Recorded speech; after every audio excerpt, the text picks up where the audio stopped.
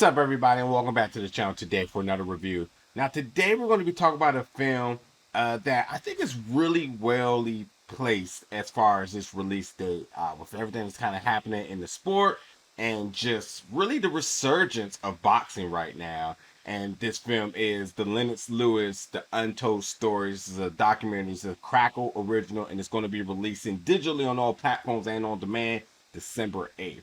And what I mean by this is that, obviously, we just had that fight with Mike Tyson and Roy Jones Jr., two of the most iconic boxers of all time. Mike Tyson being one of the most iconic heavyweights of all time. And Roy Jones Jr., who's jumped weight classes, I think twice, but overall, just a cultural icon in the world of professional boxing. And so now boxing is buzzing. Everyone's talking about it. It's truly had like a long, really prestigious story and background that a lot of people may not even know. And quite frankly, the biggest emphasis is the heavyweight division. The heavyweight division has always been a staple of boxing, and there's always names that people instantly know: Muhammad Ali, George Foreman, Rocky Marciano, names like that. But what this documentary did for the people who may not know is put some respect on Lennox Lewis' name. Lennox Lewis is one of the most decorated boxers of all time. He's fought the best of the best, and he's had a historic run. He's done things that only two other boxers has ever done. And I think that this documentary really put a lot of his accolades, both in the boxing ring and outside the boxing ring, into perspective for his viewers. And I'll say for me, like when Lennox Lewis was boxing, I was watching boxing, but I wasn't the most knowledgeable. My uncle is a ex boxer, but my family has always been very knowledgeable. But I was younger, and I wasn't totally like grasping the knowledge and information that was being given to me. So being able to see this, it really brings some things full circle. And now with my appreciation for all the combat sports now, it's just being able to see this and really understanding what really went on in regards to this young man's career is just it's truly special. And again, he's a legend, he's iconic, and he's definitely one of the greatest of all time to ever step foot in a boxing ring. But so this documentary is about 94 minutes. It's narrated by Dr. Dre, which is pretty cool, and it's truly about the story of his childhood, his upbringing, being taken away from his mother at a young age. His mom went and took a job in Canada and left him behind back in London. Him escaping the dangers and the dangers and all the gang related stuff and riots that was happening and police brutality that was happening in the streets of London. Him eventually going to Canada to train for boxing. And while doing so, being surrounded by all the right people, including and childhood friends, including Arnie Bohm, who's one of the most iconic trainers of all time, who valued him as a person, but not just somebody to exploit. And that's really important considering for the people of the likes of like Don King, who looked at boxers as just somebody to make money off of it. Didn't really like them, didn't really respect them, didn't really care for them. This was just pawns in his big scheme of things in boxing. And quite frankly, you see how Lennox Lewis' career and Mike Tyson's career were really they started together, and you see how they went different ways. So you definitely see the similarities of their upbringing and how it ultimately sent them into two different directions, which we'll talk about in a second. What ultimately brought them back together, and then obviously trainer Emmanuel Steward, legendary trainer, highlights his influence on Lennox Lewis' career as well.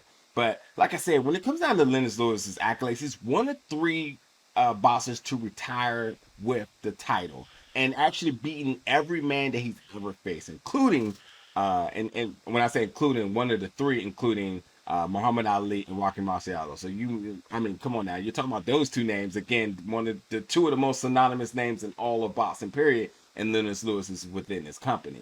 But we see him not just as the legendary boxer, but as a family man, a world-class citizen, really giving back into the community, making boxing a better place and a better sport, both in and out the ring. Because he was a very intellectual man, so he wasn't just a boxer, a brawler, a heavyweight knockout artist. This guy was really smart and really, because of his IQ, it really helped them both in and out the ring, and also for the people around him. And again, by being surrounded by the right people, it just all ultimately molded him to be a better person. I mean, you're talking about somebody who Nelson Mandela studied, and that they had a friendship. And Nelson Mandela really was a staple in Lennox Lewis' career and helping him get back on his feet after some upsetting challenges that he's had. So like I mean, this is the company that we're talking about here with Lennox Lewis.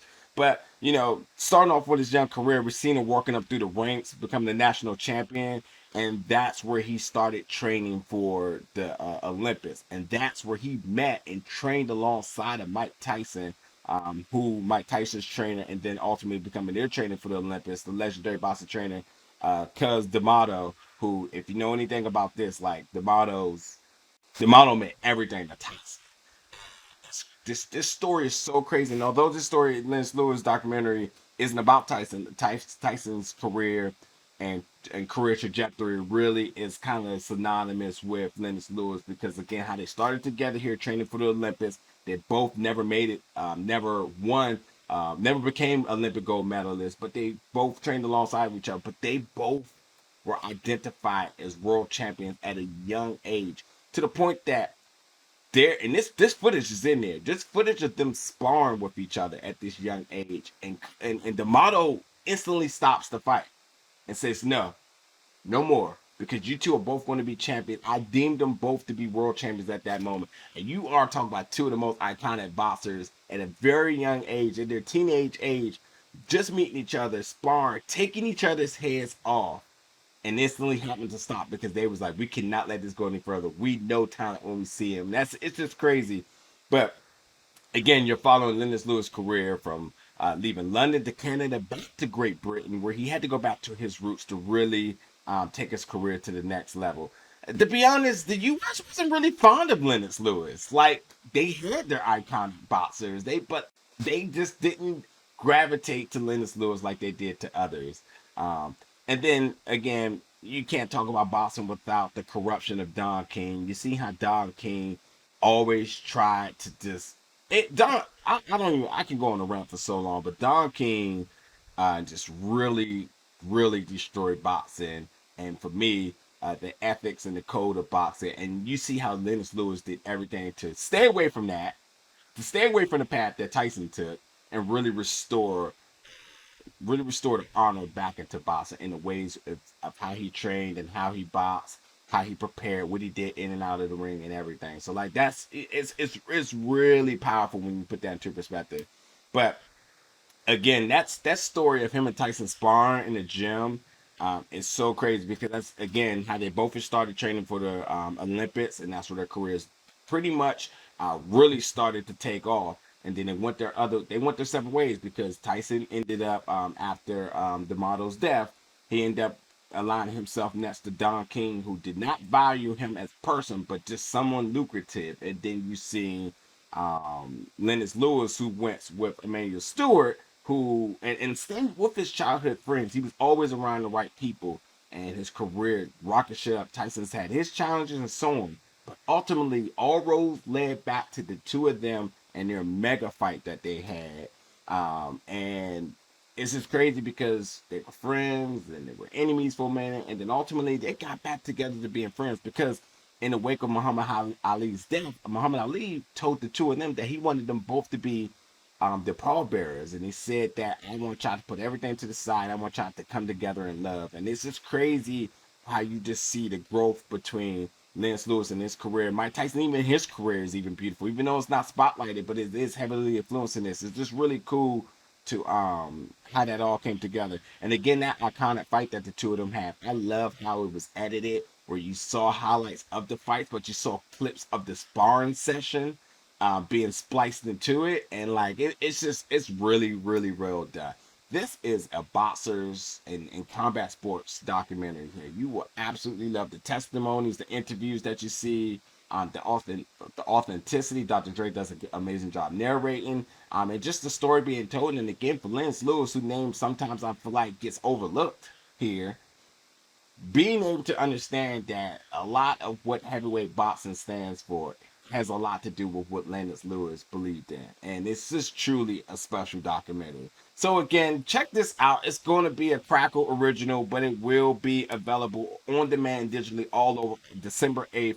With boxing being back in the picture now, and after the fight of Roy Jones and Mike Tyson, everyone's talking about boxing heavyweights and all of the lineage that it's had over this year. I think this is a good documentary to really, especially the ones who may not be familiar, to really understand the history of what the sport is and how people such as Lennox Lewis, how iconic they are and how much they push this sport going forward to making it what it is today. But anyway, thank you so much for watching my review, folks, and I'll catch you all very soon.